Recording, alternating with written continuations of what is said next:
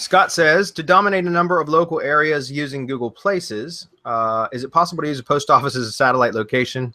Then once I get the verification card, use the option to not display the address. Will Google shut the strategy down? Is anyone doing it? Scott, that's the strategy we've been teaching since we opened and since we launched Semantic Mastery. So that's the same strategy I've been using for years now.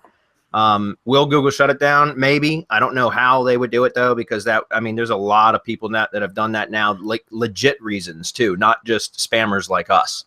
You know what I mean? So what I'm saying is, there's always a possibility that Google might shut it down, but while it's still working, I absolutely use it.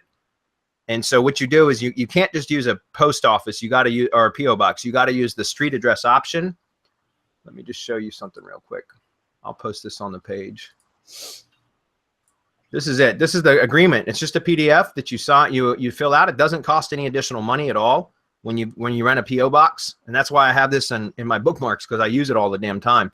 But yeah, all you do is when you sign up for your PO box, you fill out this form and submit it. It doesn't cost anything else, but you submit it when you go in to sign the paperwork for the PO box, and then you get to use the post office street address with a box number. So essentially, it'd be like 123 Main Street number or pound sign, 101. And that's how you have, and they're really anal about how you list it. Like if you're going to be getting mail, like they don't want it to say suite or box or number. They want it to be literally the pound sign.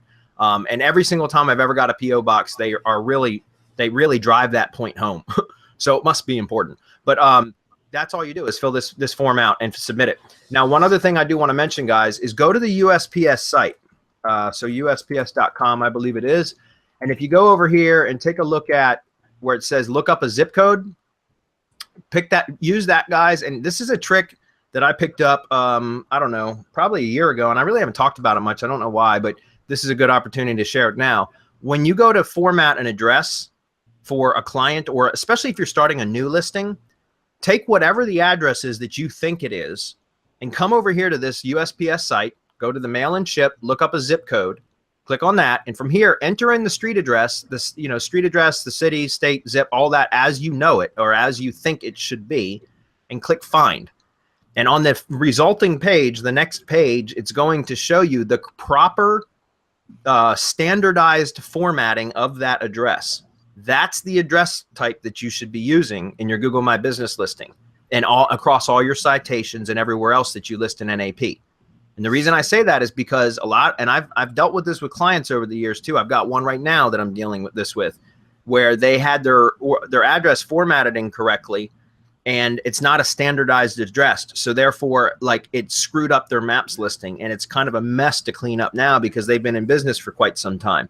But if you have the ability, especially on new properties, you want to start right out of the gate with it formatted the way the USPS tells you is the standardized addressed format. That makes sense. So just so you know, let me point this out. If you're going to do it for a PO box, I'm going to show you the proper way to do it, because I had this wrong. I've got dozens of listings out there that are wrong, but it would be like this. Let's say the post office was on 123 Main Street and the box number they gave you was 101. I used to do this 101, right? So number sign 101. And also, inside of Google My Business and a lot of the directory sites, they have address line 1 and address line 2. And I used to put the box number and address line 2. I would do that, especially in the Google My Business profile, because the GMB profile a lot of the times would strip the box number out of the displayed address. It would be in the back end in the dashboard, but it wouldn't show in the displayed address. So I started putting it on the first line as well and skipping the second line.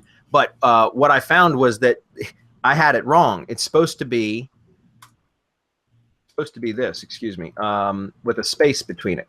And if you use the USPS thing, it'll show you that.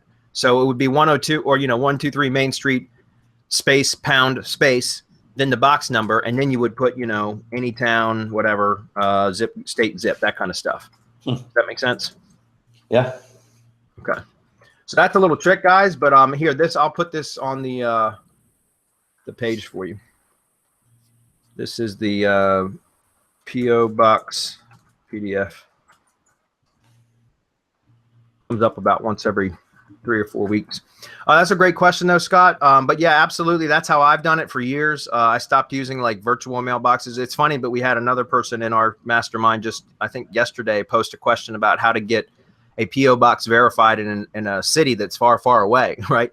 And Craigslist is a way that you can do that. I've done that in the past too, where you submit an ad on Craigslist, and I've always offered to pay somebody $100 just to receive a postcard for me at their home address. And typically the type of people that reply to that are renters, because they don't give a crap what kind of email or mail is getting sent to their house, because it's not their house. You know what I mean? So, but I mean, it'll work even in an apartment.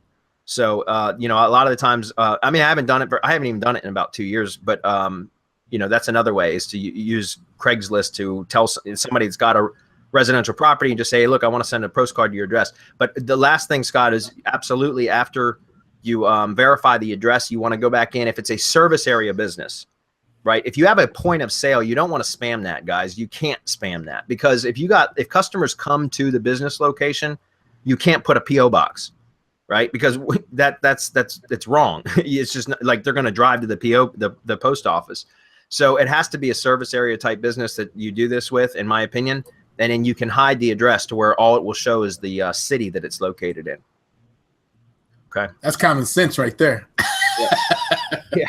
Well, you'd be surprised. I'd tell somebody, yeah, use a PO box, and then they'd set it up for a point of sale and then cuss me about it. You know.